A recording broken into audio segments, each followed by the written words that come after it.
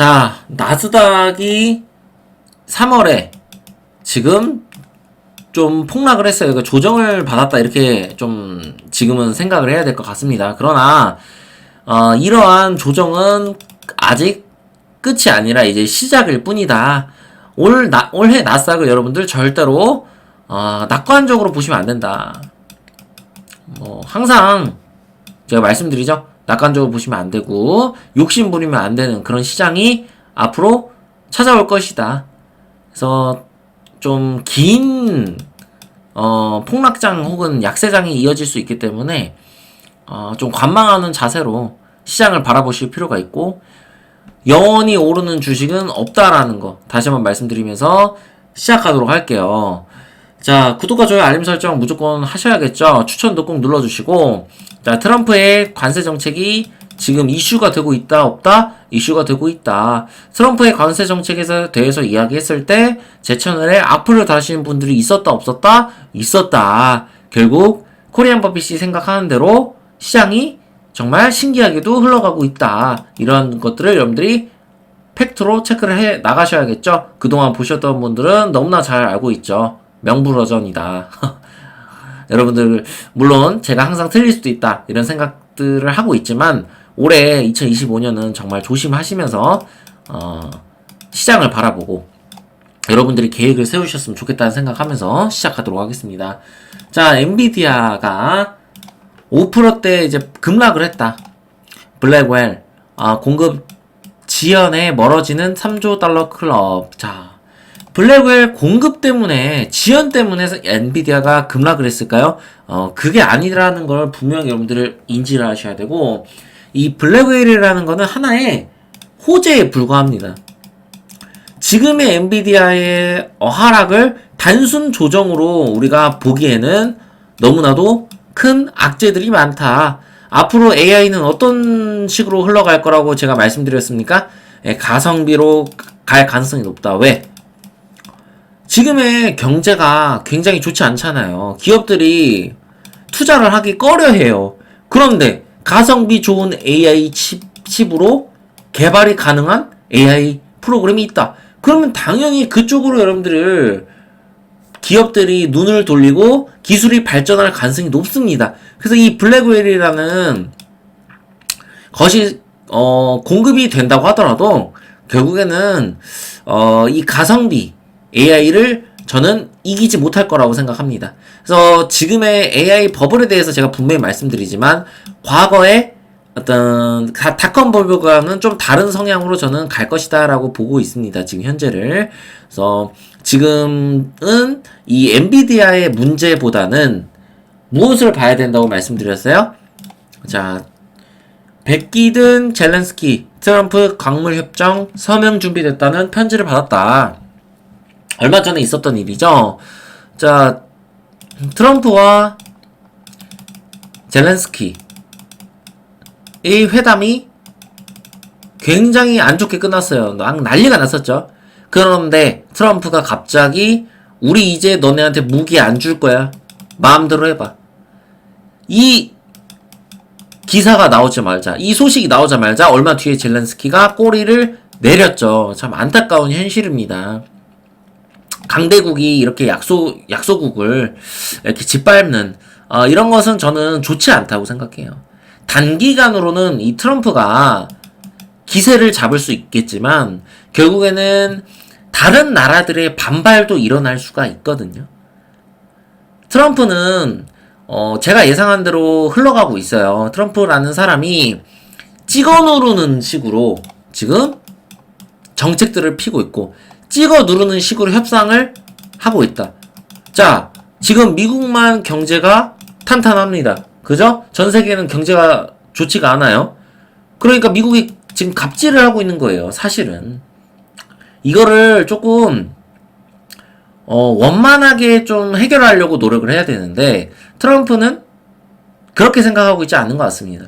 그냥 미국의 힘으로 찍어 누르고 엎드리게 만들어서 유리하게 협상들을 다 이어나가고 트럼프가 생각하는 정책들을 다 펼 것이다 라고 선전포고하는 것과 똑같아요. 이 우크라이나의 이 문제를 통해서 앞으로 관세 정책이 어떻게 흘러갈지 안 봐도 여러분 비디오라고 생각하셔야 됩니다. 눈 감고도 눈치를 채셔야 돼요, 여러분들. 자, 미국이 캐나다, 멕시코 관세를 4월 2일까지 부과 유예를 했다. 뭐 증시는 급락. 이 보세요. 이랬다 저랬다 하면서 트럼프가 지금 간 보고 있는 거예요. 간 보고. 근데 간을 보고 있는데 그냥 간을 보고 있는 게 아니라 언제든지 관세를 더 때릴 수도 있고 어떤 일관성이 없는 거예요. 일관성. 이게 여러분 굉장히 무서운 겁니다. 불확실성을 더 키울 수가 있어요. 일관성이 없으니까. 어떻게 생각해보면 어디로 튈지 모르잖아요. 근데 그게 트럼프의 어떤 트레이드 마크였어요. 저번에도 그랬고. 어디로 튈지 모르잖아요. 어디로 튈지 모르기 때문에 이러한 부분이 다른 국가들에게 굉장히 위협을 줄 수도 있지만 한편으로는 트럼프를 믿지 못하는 그런 쪽으로 갈 수가 있어요. 자, 그러면 국가들이 만약에 유럽 같은 경우도 그렇고요. 뭐 캐나다, 멕시코 이런 애들이 갑자기 너네 그렇게 나왔다 이거지. 우리도 그래 한번 해보자. 너 죽고 나 죽자 이렇게 나와버리면 전 세계가 솔직히 패닉으로 올 수도 있거든요. 이게 절대로 여러분 관세 전쟁으로 이어지면 안 됩니다. 전쟁. 응? 전쟁으로 이어져서 서로 물고 뜯고 너 죽고 나 죽자 이렇게 가면 전 세계 경제가 추락해버린단 말이에요. 미국도 무사하진 못할 겁니다. 그래서 저는 이런 것들이 항상 우려가 되었고 앞으로 이런 것들이 더 커져서 현실화가 될 경우 미국이 이 스태그플레이션이라는 위협에 또 직면을 할 수도 있는 상황에 놓일 수도 있다는 거예요.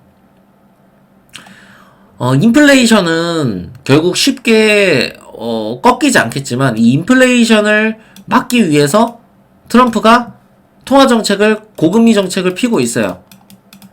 근데 얼마 전에 발표된 이 제조업 지수 이러한 것들이 약간 뭐 침체의 위협의 시그널이다 이렇게 나오기도 하잖아요. 근데 가장 중요한 건 제가 봤을 때 4월에 나올 지표. 지금 3월에 나올 지표보다 4월에서 5월에 나올 이 경제 지표들이 굉장히 중요합니다.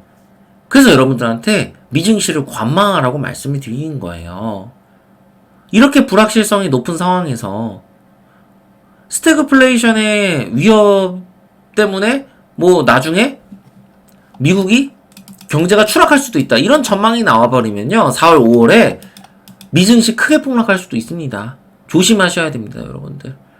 그래서 상반기는 뭐라고? 관망하는 자세로 가야 된다. 상반기가 아니라 올해 내내일 수도 있고 내년까지 이어질 수도 있습니다. 조심하셔야 됩니다. 자, 오펙이 4월부터 예상대로 증산을 할 것이다. 자, 오펙의 증산 소식과 더불어 지금 미국이 혹시라도 제조업 지수나 이런 것들이 좀 더 침체되면서 미국 경기가 침체로 가는 것이 아닌가 이런 우려들이 나오고 있죠. 그런 우려들이 지금 차트 보겠습니다. 국제 유가 차트에도 영향을 미치고 있다. 여러분들 여기 깨면 돼요, 안 돼요? 이 구간 깨면 안 된다고 얘기했어요. 철저하게 이 박스권에서 놀아야 된다.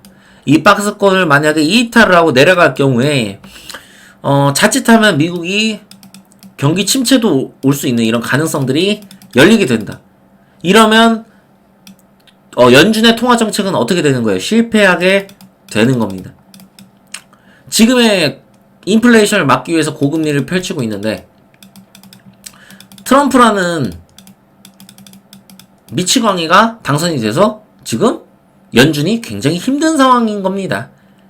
결국 이 관세 전쟁으로 이어지면 안 되겠죠?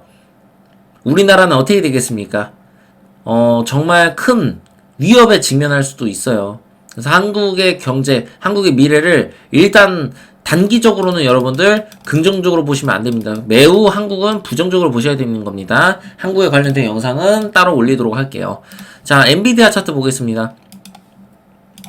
엔비디아 결국 이렇게 해서 고점을 맞고 쭉 떨어져서 장기 이평선까지, 중장기 이평선까지 지금 데드크로스가 난 상황이다.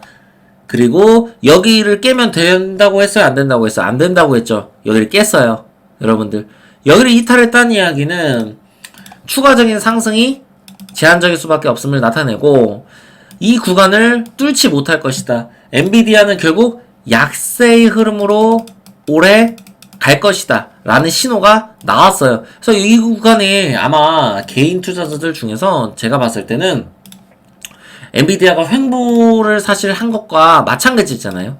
지난 2024년 6월 상승을 기점으로 횡보를 한 거나 마찬가지예요. 엔비디아가 여기에 가장 많은 개인 투자자가 지금 투자를 했다라는 이야기입니다. 더 오를 거라고 생각해서 이 투자자들이 지금 여기에서 기준과 원칙을 세우지 않고 무조건 엔비디아는 언젠가 더 오른다 라는 생각으로 그냥 무지성으로 매매를 할 경우에는 큰 코를 다칠 수 있다. 앞으로 이 AI 버블이라는 키워드가 나오면서 엔비디아가 추가적인 이탈을 하면서 상승과 이탈을 반복하면서 어느 순간 이게 폭락해서 이 구간까지도 진짜 갈 수도 있는 겁니다. 조심하셔야 됩니다. 버블이 꺼질 수도 있어요. 그렇다고 해서 과거에 있었던 닷컴 버블과는 좀 다를 겁니다. 실질적으로 이 자체가 거품은 아니잖아요. 엔비디아의 어떤 그 칩셋 자체가 문제가 있는 건 아니잖아요. 그쵸? 그 AI의 기술 자체가 문제가 있는 건 아니고 단순히 엔비디아의 독점의 시대가 끝났다. 앞으로 새로운 경쟁자들이 나타나는 것 때문에 엔비디아의 실적이 잘 안 나올 수 있다. 이런 거기 때문에 과거에 있었던 닷컴 버블과는 저는 다른 양상으로 갈 거라고 생각합니다. 어쨌든 엔비디아는 올해 굉장히 안 좋을 것이다. 그럼 엔비디아가 안 좋으면 어떻게 될까요? 나스닥은 무사할까요? 무사하지 못할 겁니다. 나스닥은 이미 제가 봤을 때 20일과 60일선이 이렇게 꺾인 모습 완벽히 보여주면서 이거는 끝났다.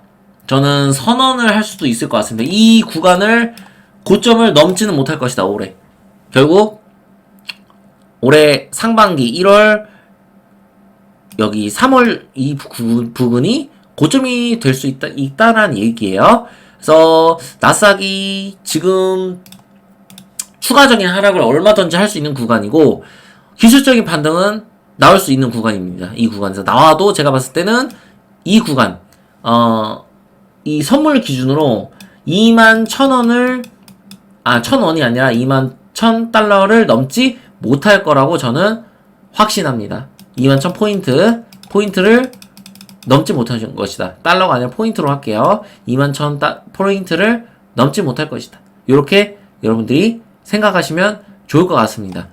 나스닥 같은 경우는 올해 정말 긍정적인 시나리오는 횡보 추세밖에 없어요. 여러분들 추가적인 하락은 저는 불가피할 거라고 생각하고요.